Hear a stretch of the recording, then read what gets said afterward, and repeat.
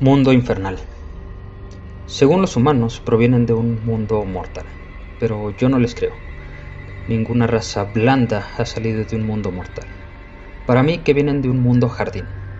Esa fue la primera impresión de ellos cuando llegaron al concilio estelar con sus trajes sencillos y sus rostros desnudos de escamas, sin exoesqueletos, sin glándulas de toxinas ni corazas quitinosas. Parecían frágiles, casi ridículos. Muchos delegados se burlaron en silencio. ¿Cómo podrían esos seres alzarse entre civilizaciones forjadas en el filo de la selección natural? Nadie con piel descubierta sobrevivía a un verdadero mundo de muerte. En los mundos donde nacen las razas capaces de soportar la galaxia, lo blando es devorado, lo lento perece, lo débil se extingue. Los humanos, sin embargo, afirmaban con obstinación que su mundo, la Tierra, era brutal, cambiante, lleno de climas extremos, depredadores inteligentes y desastres naturales constantes. Aseguraban que la muerte era su vecina diaria, que sus antepasados habían luchado contra bestias descomunales y contra sí mismos para sobrevivir. Lo relataban con una calma desconcertante, como si fuese algo natural. Yo, Xuror, de linaje Vir, lo escuchaba con escepticismo. He nacido en Keras, un planeta en el que cada amanecer significa arriesgarse a los vientos venenosos o a las dentelladas de los Keltur, depredadores acechantes con sentidos más agudos que el mejor sensor artificial. Mi pueblo aprendió a construir fortalezas en cavernas, a respirar a través de filtros naturales incrustados en nuestras propias gargantas, a crecer huesos más densos para resistir los embates de las tempestades. Somos, indiscutiblemente, hijos de un mundo mortal. Y aún así, incluso para nosotros, los humanos resultaban inquietantes. ¿No era su fuerza física? Cualquiera de nosotros podía partirlos en dos con un simple golpe de garra, ni tampoco sus defensas naturales, inexistentes en apariencia. Era algo más sutil. Cuando se les preguntaba por qué afirmaban que la Tierra era letal, no se limitaban a hablar de depredadores ni toxinas. Hablaban de frío que podía quemar la piel, de calor que podía hervir la sangre, de mares capaces de tragarse continentes enteros, de cielos que lanzaban fuego y piedras sin previo aviso. Pero lo más desconcertante a la asamblea fue que los humanos insistían en que los peores enemigos no habían sido nunca las bestias ni los cataclismos, sino ellos mismos. El embajador de la raza Taar, experto en biología comparada, se burló abiertamente. «¡Imposible!», dijo entre risas metálicas. «Si su mundo es tan cruel, ¿cómo es que ustedes están vivos? Ninguna especie tan blanda sobrevive a eso. Deben estar exagerando para ganar prestigio». El humano que presidía su delegación no se alteró, solo sonrió con un gesto mínimo, casi cansado, y respondió. «Sobrevivimos porque aprendimos demasiado pronto que la fragilidad no es lo mismo que la debilidad». Se hizo un silencio después. Era la clase de silencio que precede a una revelación peligrosa. Vi cómo los demás delegados se removían en sus asientos incómodos. Era una frase sencilla, pero cargada de algo que ninguno supo refutar. Esa fue la primera grieta en mi escepticismo. Porque aunque yo no quería admitirlo, había visto antes esas miradas en seres que habían atravesado tormentas de muerte y no se habían quebrado. La diferencia era que los humanos parecían contar tragedias, sino inevitabilidades.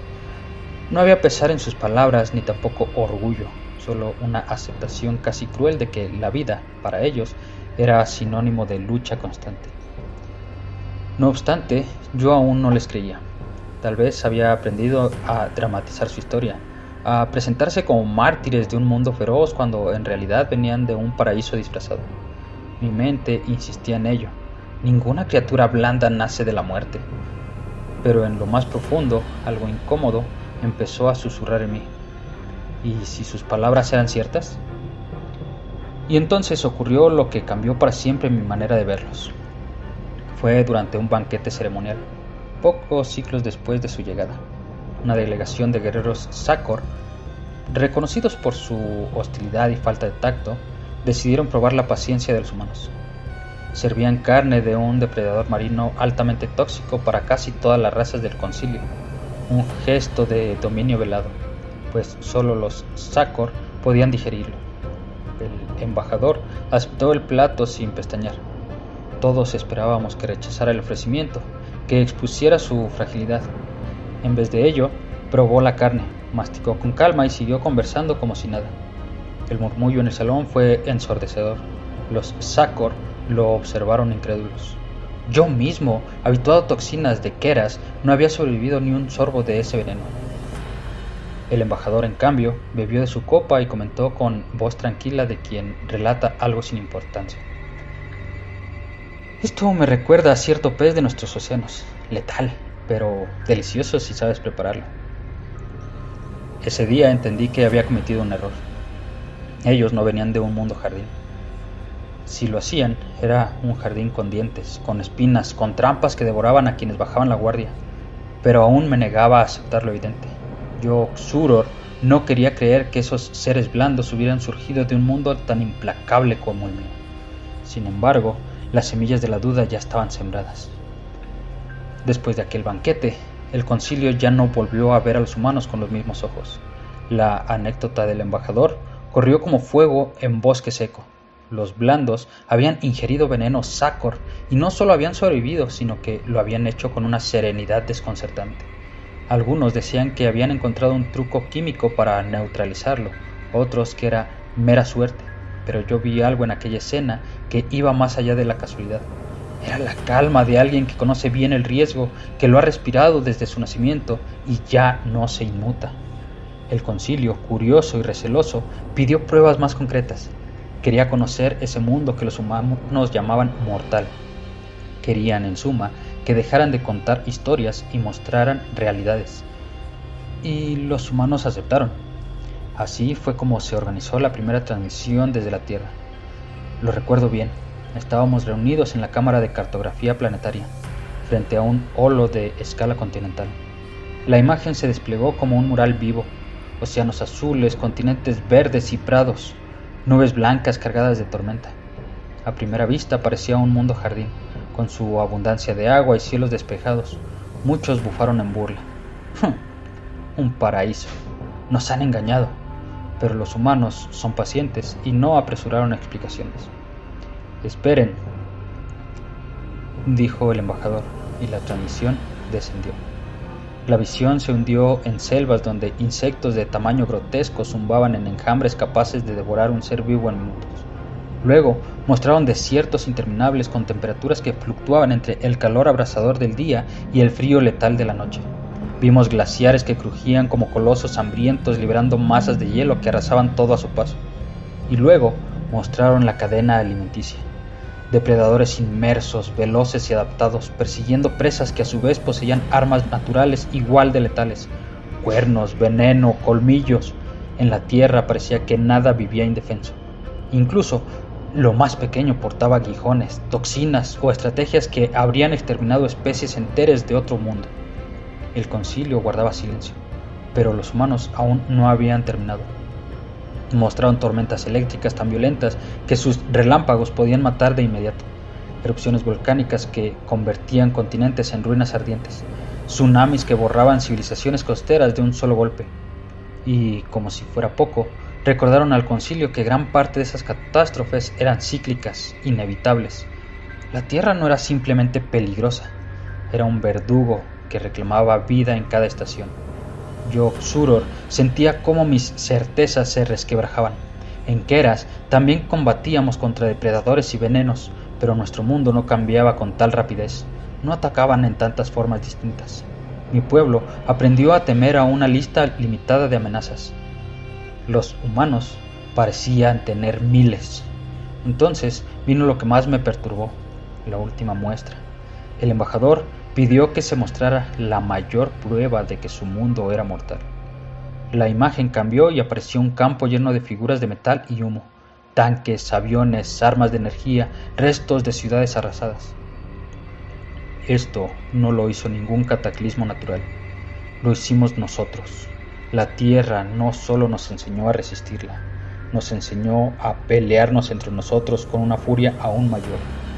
y sobrevivimos a eso también. Nadie habló, nadie se rió. Incluso las especies más belicosas del concilio miraban a los humanos como si vieran algo extraño, algo que no encajaba en la lógica de la galaxia. Porque, en efecto, ninguna especie cuerda convierte a su propio planeta en un campo de batalla constante y sobrevive. Yo intenté negar lo que veía. Mis pensamientos gritaban que aquello debía ser un montaje, una exageración, pero en el fondo sabía que no lo era. Vi en los ojos de los humanos esa familiaridad con la destrucción que solo tienen quienes la han vivido una y otra vez. Ese día, por primera vez, me pregunté si lo que los humanos decían era cierto. Tal vez no provenían de un mundo jardín disfrazado, sino de algo peor que cualquier mundo mortal conocido. Tal vez venían de un planeta que no solo mata, sino que enseña a sus hijos a matar. Después de la transmisión, nada volvió a ser igual. En el concilio estelar, los humanos ya no eran vistos como los blandos, ni como la rareza pintoresca digna de burlas. Ahora era una incógnita peligrosa, una paradoja, una raza que a simple vista parecía frágil, pero que había sobrevivido a un planeta que incluso entre los mundos mortales destacaba por su crueldad. Los rumores se propagaron más rápido que cualquier decreto oficial. Algunos embajadores empezaron a susurrar que los humanos eran un artificio, un experimento antiguo de alguna civilización perdida que los había soltado en un matadero cósmico para ver qué surgía. Otros decían que no eran hijos de la Tierra, sino sus carceleros, que su fragilidad no era más que una adaptación extrema, blandos por fuera, pero templados en lo único que ninguna evolución natural suele forjar, la costumbre a la adversidad constante. Lo más perturbador fue el efecto en las razas militares. Los Sakor, por ejemplo, dejaron de reírse de ellos. En los pasillos del concilio se decía que uno de sus capitanes había enviado un informe secreto a su consejo de guerra recomendando no subestimar jamás a los humanos. Y eso, viniendo de los Sakor, orgullosos hasta la ceguera, era casi inconcebible.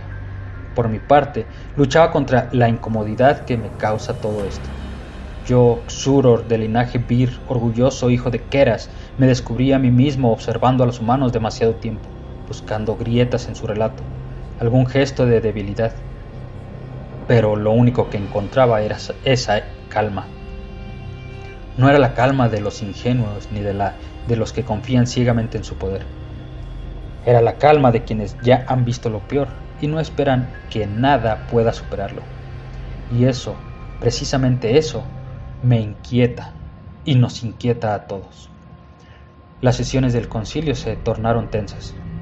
Hubo propuestas para limitar el acceso humano a ciertas tecnologías por temor a lo que podían hacer con ellas. Otros sugirieron vigilarlos, catalogarlos, estudiarlos en secreto.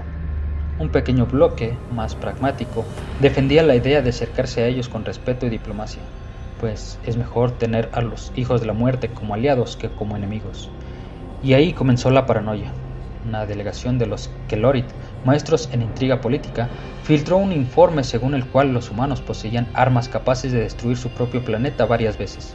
Los más crédulos lo descartaron como exageración hasta que el embajador, en otra sesión, admitió que era cierto. Dijo sin jactancia, como si hablara de un hecho inevitable: hemos creado armas que podrían borrarnos de la existencia. Y sin embargo, aquí estamos. Todavía no lo hemos hecho.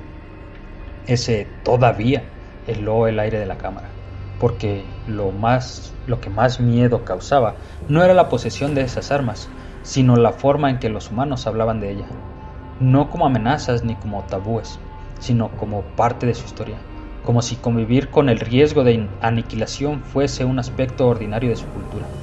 Comenzaron los planes secretos. Yo mismo participé en algunas discusiones con delegados Vir. ¿Qué hacer si los humanos resultaban demasiado peligrosos? ¿Deberíamos confinarlos? ¿Aislarnos de ellos? ¿Atacarlos antes de que crecieran demasiado? Nadie tenía una respuesta definitiva, pero todos coincidíamos en algo. Ya no podíamos ignorarlos. Y mientras tanto, los humanos seguían asistiendo al concilio con la misma serenidad. Escuchaban, debatían, sonreían incluso, pero nunca pedían disculpas por lo que eran, ni trataban de suavizar las aristas de su existencia. Era como si supieran exactamente lo que provocaban, miedo disfrazado de respeto. Fue en una de esas sesiones cuando me atreví a hablar directamente con el embajador. Lo abordé en privado en un pasillo desierto. No pude contener la pregunta que me quemaba por dentro. ¿De verdad cree que provienen de un mundo mortal? ¿O es solo una historia para intimidar? Él me miró fijamente y en sus ojos vi algo que me habría estremecido de no ser un enemigo en el campo de batalla. No odio, ni orgullo, ni soberbia, solo certeza. No es que lo creamos, es que nunca nos dejaron olvidarlo. Cada tormenta, cada depredador, cada guerra, la tierra nunca nos permitió pensar lo contrario. Y entonces comprendí, con un escalofrío, que no había artificio ni engaño. Los humanos realmente provenían de un mundo mortal, pero más aún, habían aprendido a llevar ese mundo con ellos, en su manera de minar, de hablar, de existir. La tierra vivía en ellos como una sombra persistente. Esa noche, en mis aposentos, me pregunté algo que no me había atrevido a pensar antes. Si una especie que proviene de semejante infierno había logrado llegar hasta las estrellas, ¿qué serían capaces de hacer ahora que ya no estaban confinados a su mundo?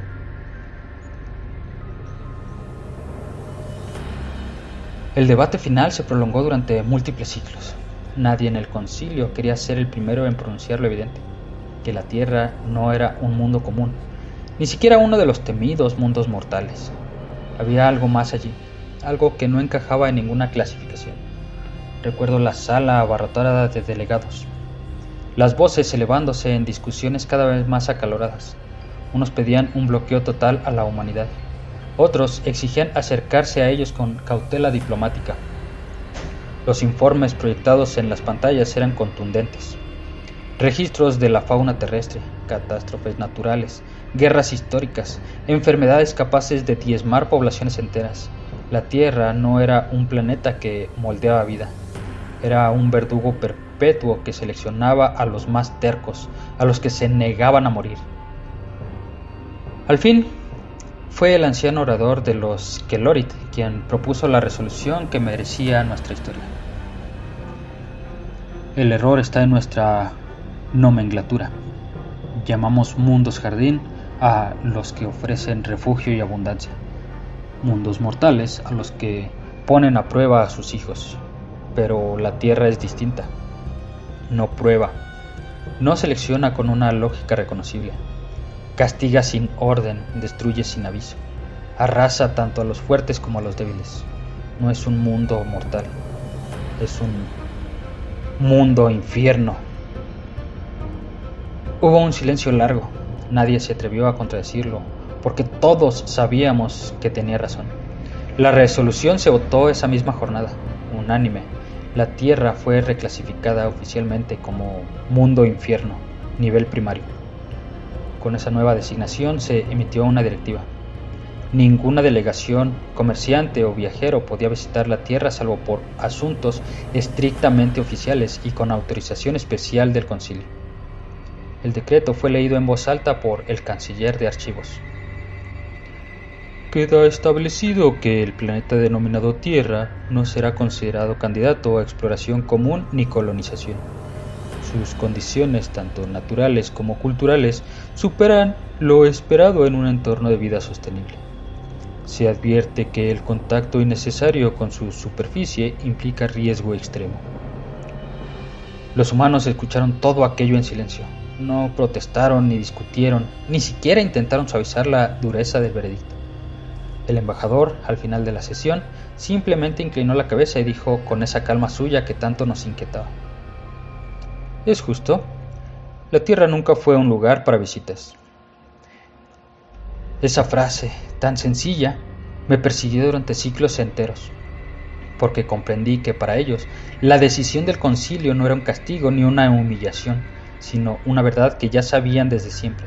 Ellos mismos jamás habían considerado a su mundo como un hogar amable, solo como el lugar donde aprendieron a sobrevivir.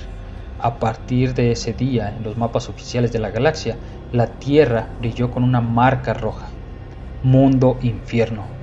Y cada vez que los recién llegados al concilio preguntaban por qué estaba prohibido visitarla, bastaba un gesto una historia breve, una mirada hacia los humanos para entenderlo. Yo, Suror del linaje Bir, aún recuerdo mis primeras palabras sobre ellos. Según los humanos, provienen de un mundo mortal, pero yo no les creo. Hoy sé que estaba equivocado. La verdad es mucho más terrible. Ellos provienen del infierno y de alguna manera incomprensible lograron salir de él sonriendo.